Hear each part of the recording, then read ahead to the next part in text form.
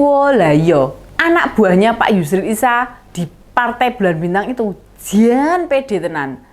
Meski tidak punya kursi di DPR, tapi ngojok-ngojoki. Apa ya bahasa nih? Ngompor-ngompori.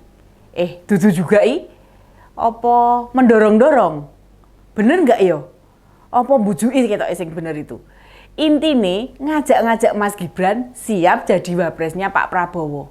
Ini dia info terkini Widya.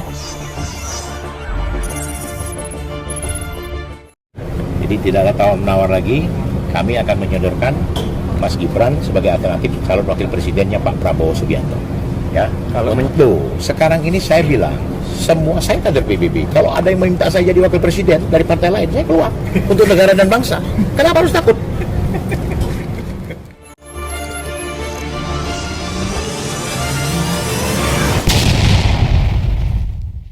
Katanya PBB itu di Koalisi Indonesia Maju menyodorkan dua alternatif nama cawapres, Pak Yusril dan Mas Gibran.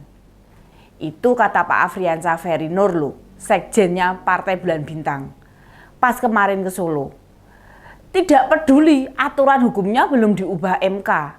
Mas Gibran yo bilang belum cukup umur, serta mau belajar dulu. Lalu di Koalisi Indonesia Maju ada partai yang modal suaranya lebih besar dari Partai Bulan Bintang. Penting iso ngegas remblong wis. Sebenarnya dari sisi etika yo piye ngono lho. Ning demi kursi DPR yo gimana meneh. Yo harus bawa-bawa nama keluarga Pak Jokowi lah. Minimal kalau bisa ngerekrut anaknya jadi kader partai, ya menunjukkan ke masyarakat bila mereka itu pro Pak Jokowi, mereka itu PBB. Gimana nggak kemecer? Tingkat kepuasan publik pada kinerja Pak Jokowi sangat besar. Kan eman-eman dibiarkan begitu saja. Bahasa politiknya itu dikapitalisasi. Bahasa emak-emaknya diubeng-ubeng kesik, sopo ngerti bisa menghasilkan. Menghasilkan apa coba? Ya menghasilkan suara. Nantinya PBB bisa kembali dapat kursi di DPR.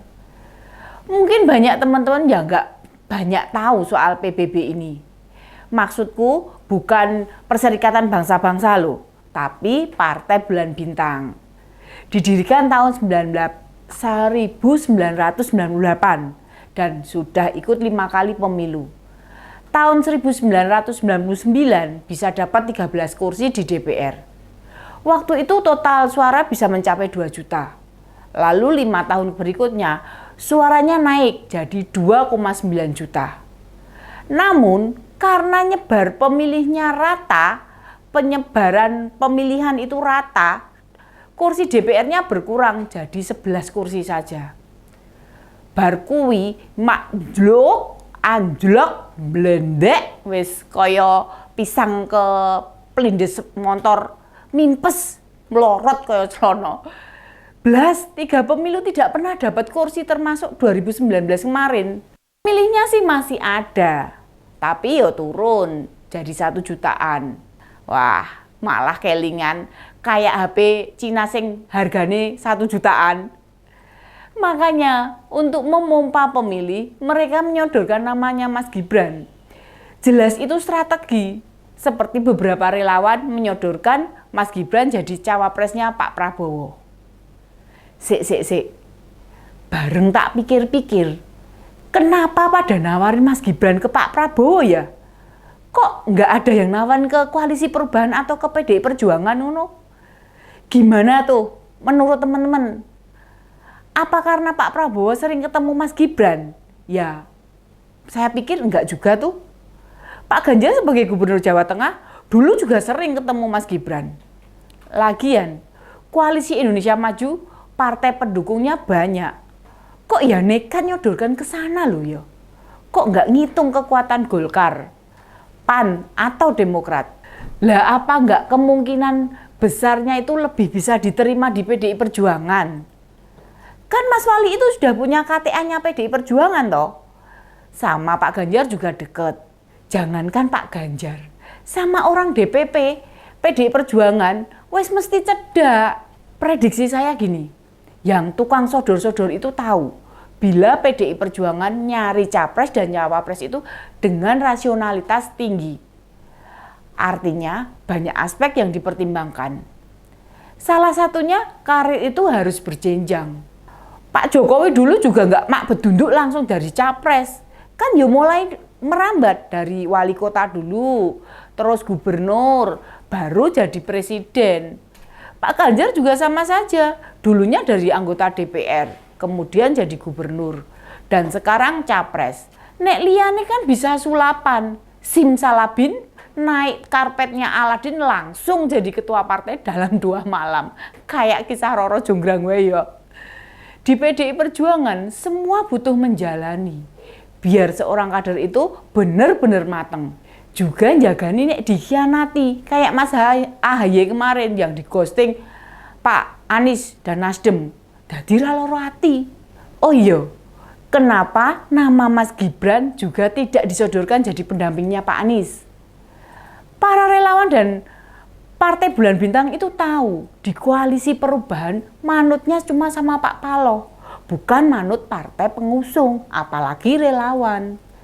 Makanya akan percuma jika disodorkan ke sana, kecuali Pak Paloh yang mau. Mbok tadinya kita pikir tidak mungkin, bisa jadi mungkin. Mentandemkan PKS dan PKB dalam suatu koalisi, apapun itu buktinya superioritas Pak Paloh. Baik PKB dan PKS, akhirnya yo manut kabeh. Di perkiraan saya, kalau yang mendorong Pak Jokowi, 2 partai ini tetap saja menolak jalan bareng. Partai Bulan Bintang ini, maksudnya Pak Afriansah, memberitahu Mas Gibran, jika ada partai lain yang mendorong cawapres, apapun resikonya, yo diambil.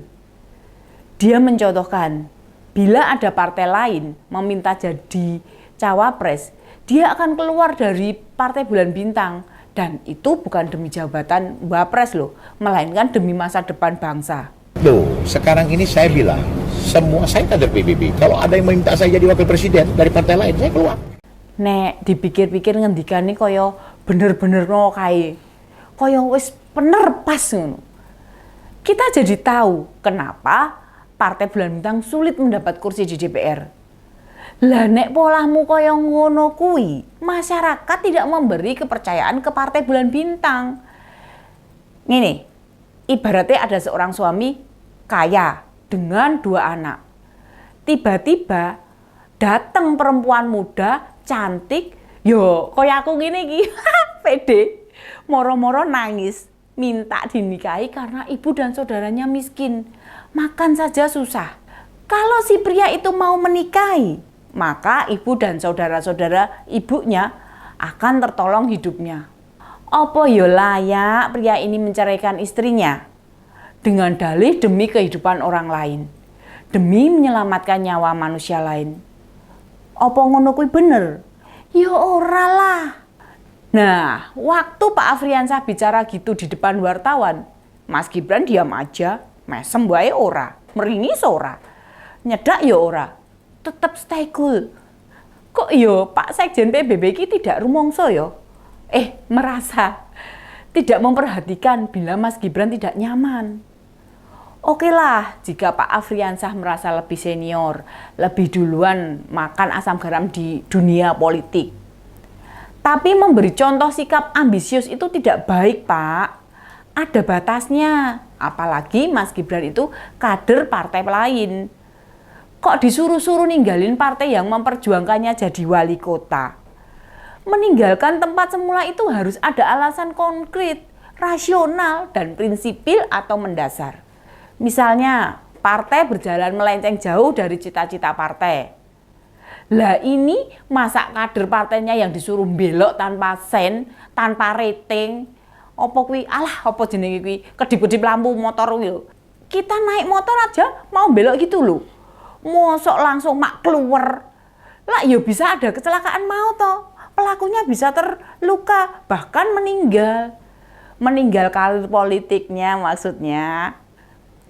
Pak Afriansah dan para politisi gaya itu Tolong ajari politisi-politisi muda itu berpolitik yang santun, yang penuh etika, penuh keteladanan, bukan politik barbar, politik hutan rimba, siapa yang kuat maka dia yang menang. Mau jadi apa bangsa ini kalau cara-cara tidak beradab itu diikuti? Sudah Mas Gibran, mboten sah mirengke, mboten sah neko-neko. Demikian info terkini Widya, sampai ketemu lagi di Ini Dia info terkini Widya selanjutnya. Salam cerdas. Ini dia info terkini Widya